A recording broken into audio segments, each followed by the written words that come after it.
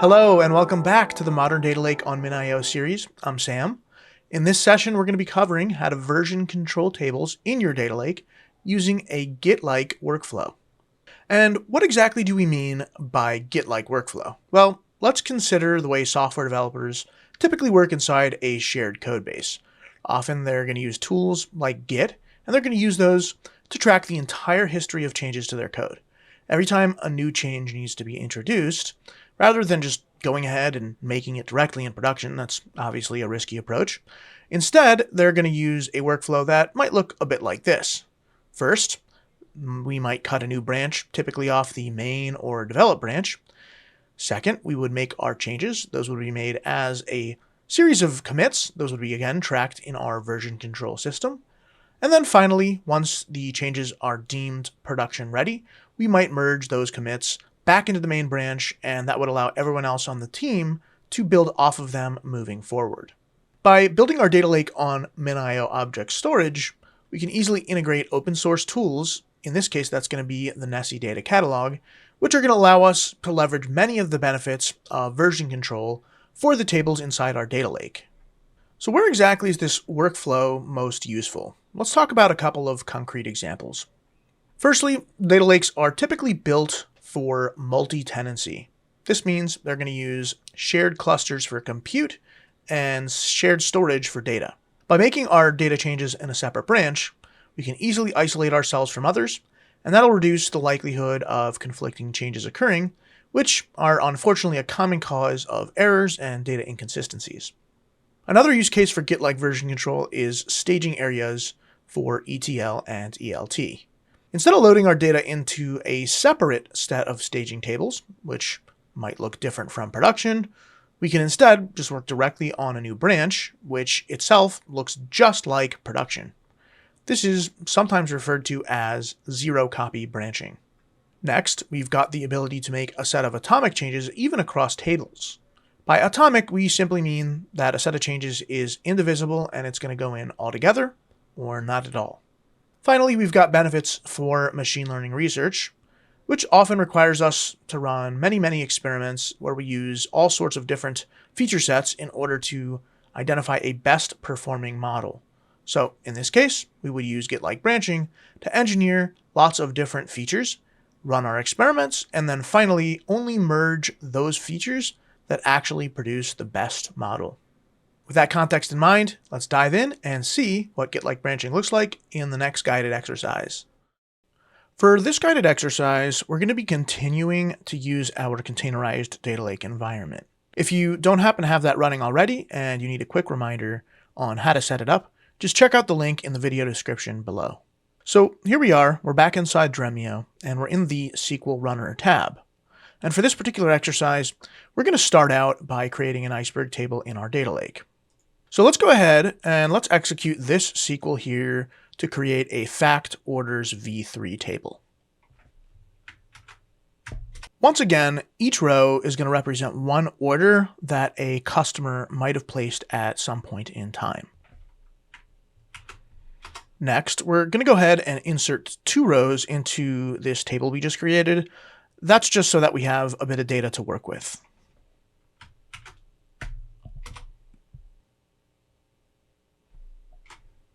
And now let's execute this SQL here, and that's going to just retrieve those rows we just inserted and prove that it actually worked.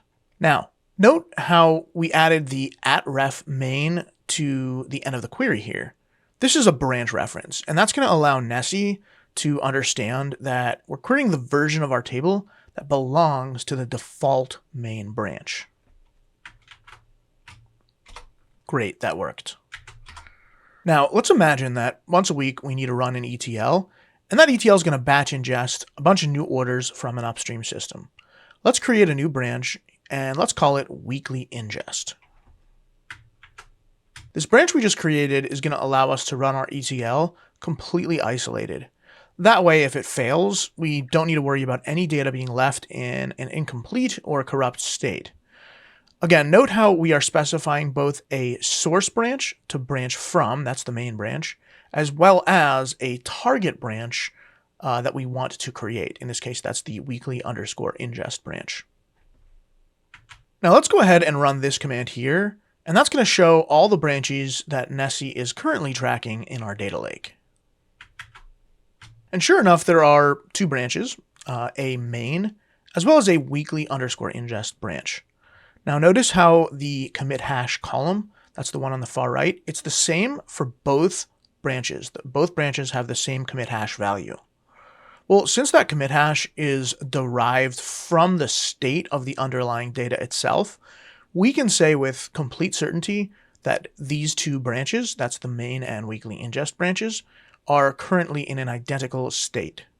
As a quick aside, you may notice that I've started using terms like commits and commit hashes instead of the more familiar term we used earlier called snapshots. This is because Nessie builds or extends upon Iceberg's concept of snapshots, which themselves are limited to versioning a single table at a time, and Nessie adds in support for multiple tables in a single commit.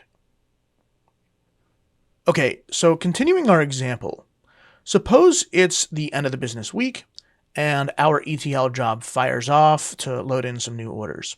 So let's go ahead and execute this SQL here. And that's going to simulate a new row being added with order ID 234 to the fact underscore orders v3 table. Again, note how we are specifically instructing our compute engine to use the weekly ingest branch when it executes this set of commands.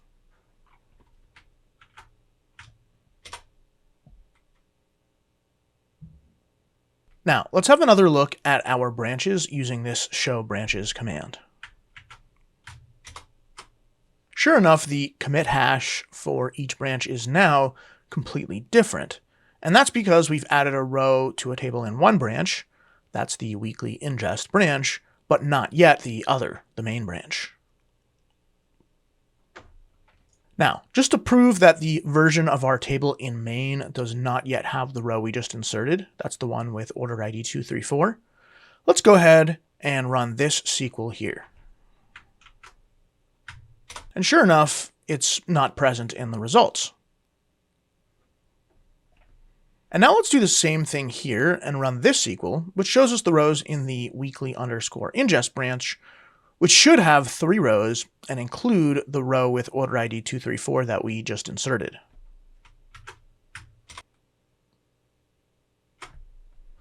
And there it is. If we want to get creative, we can even generate our own diffs, which allow us to programmatically see what is different across branches. This query here does exactly that by using a left outer join on the order ID column across the same table in each branch. The results show us that the left column, which reflects the order IDs present in the main branch of our table, includes a null, whereas looking at the right column of the same row shows order ID 234. This is a really powerful way to track and manage changes in a big data environment. Okay, great. Now let's suppose that our weekly ingest ETL job has completed, and we need to get the new order that's currently isolated in our weekly ingest branch. We want to get that back into the main branch so that everyone on our team can see it and maybe run some reports against it. To do that, we're going to run this merge command here, and we're going to specify weekly ingest as our source and main as our target. Under the hood, this is basically instructing our compute engine to replay all the changes, in this case, just the one row insertion with order ID 234, replay those from the weekly ingest branch back into the main branch. Now that the merge into the main branch is complete, let's have another look at the table in the main branch. Note that technically, if I wanted to, I could just omit the @ref main part of this command, since it would default to that, but I'm going to leave it in anyways, just for added clarity. Sure enough, the results now show 3 rows, including the new order with the order ID 234 in the main branch. And just to go one layer deeper here, let's have a quick look at the commit logs. We can do that by running this show logs command, and we're going to give it a branch reference, in this case, main. Notice how the results show 3 rows, each of which represents an operation that was performed on a table within the main branch. At the bottom is the commit where the table was created. Then right above that is the operation where we inserted 2 rows. And then finally at the top, we see a row for our merge commit.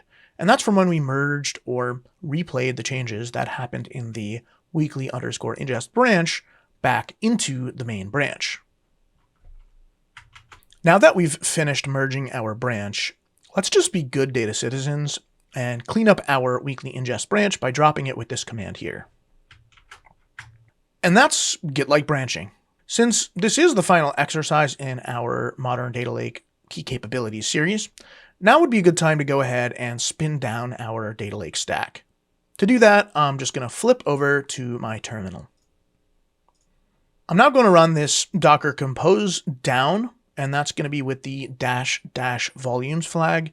And that's just going to spin down the data lake stack as well as remove our named volumes, which in this case were being used to store the data in our MinIO bucket. Now, let's just recap everything we did. We integrated Nessie with our modern data lake running on MinIO, and that let us do zero-copy branching. We did this by making a branch off the main branch, which we chose to call weekly_ingest. Then we made a table insertion to that weekly ingest branch. And then finally, we merged those changes back into the main branch. We did all this in a safe and performant way without making any unnecessary copies of the data in our data lake. Hopefully this gives you a sense of the power and flexibility we have when we combine MinIO's object storage with open source tools like Nessie. Thanks, and see you in the next video.